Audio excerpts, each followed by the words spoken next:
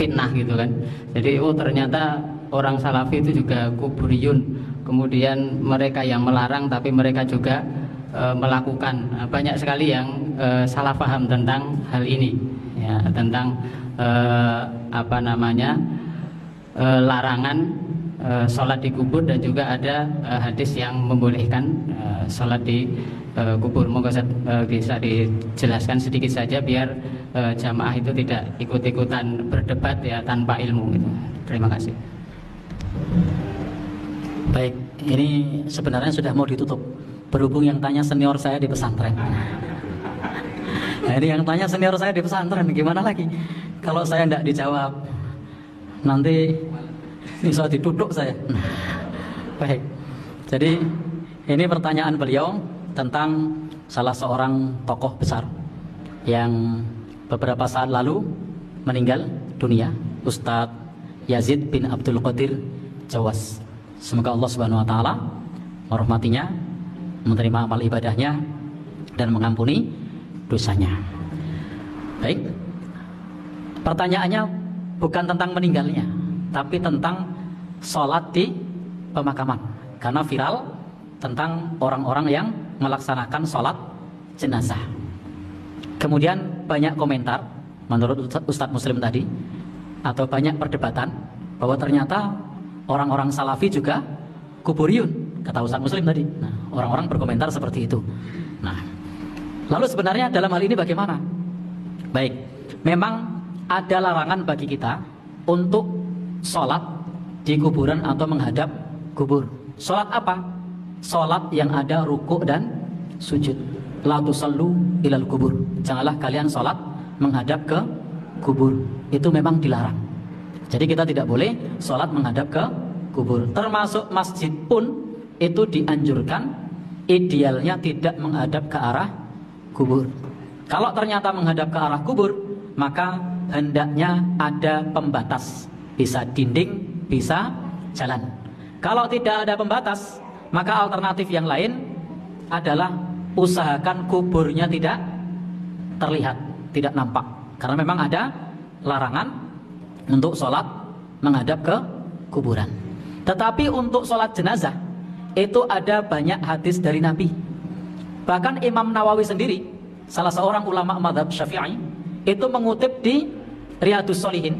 Nah, beliau menyusun hadis Riyadhus Shalihin. Di situ ada salah satu hadis yang beliau cantumkan di situ adalah tentang seorang marbot masjid. Nah, tentang seorang marbot masjid yang meninggal dunia, dan Rasul telat mendapatkan kabar. Maka Rasul bertanya, di mana marbot masjid ini? Para sahabat mengatakan sudah meninggal dunia. Maka lebih lanjut, kemudian Nabi mengatakan, tunjukkan kepadaku di mana kuburnya. Lalu kemudian para sahabat menunjukkan kuburnya. Maka kemudian Rasul pun datang ke kuburan tersebut, kemudian menyolatkan jenazahnya. Ini adalah fi'liyah, perbuatan Nabi SAW melakukan sholat jenazah di kuburan. Dan ini dicontohkan oleh Nabi. Bahkan ini hadisnya dicantumkan oleh Imam Nawawi, ulama yang bermadhab Syafi'i. Kemudian hadis yang lain juga disebutkan oleh Ibnu Abbas, bahwa para sahabat Rasulullah SAW itu, termasuk dalam hal ini Nabi SAW itu menyolatkan orang di pemakaman ba'dama dufina, setelah orang tersebut dikuburkan. Jadi bisa, boleh bagi kita sholat jenazah di kuburan atau di pemakaman. Kapan?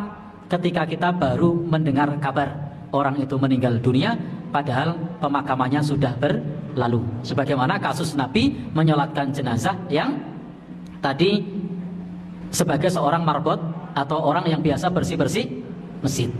Atau sebagaimana dalam hadis Ibnu Abbas tadi, bahwasanya memang itu dikerjakan oleh Nabi, dikerjakan oleh sahabat, menyolatkan jenazah setelah dimakamkan. Sehingga ketika kita belum sempat menyolatkan jenazah, maka boleh kita datang di makamnya untuk menyolatkan di kuburan. Sholat yang tidak ada rukuk, sholat yang tidak ada sujud. Maka dengan viralnya sholat jenazah yang ada di makam Ustadz Yazid bin Abdul Qadir Jawas, ini memberikan pendidikan kepada kita, penjelasan kepada kita bahwa di dalam takziah itu kita bisa menyolatkan jenazah di kuburan. Hadisnya sudah lama, bahkan sebelum beliau meninggal, saya sempat mengkaji di kajian di tempatnya Pak Samijan, bebek goreng. Nah, itu kita sempat mengkaji bab tentang masalah menyolatkan jenazah di kuburan. Nah, tetapi memang karena kadang-kadang satu ilmu belum sampai kepada kita, kemudian kita mudah menghakimi. Maka sebaiknya terhadap sesuatu yang kita belum tahu untuk tidak mudah menghakimi. Bahwa apa yang disampaikan oleh saudara-saudara kita salafi yang mereka menyolatkan jenazah di kuburan itu berdasarkan kepada hadis yang sahih. Wallahu a'lam bishawab.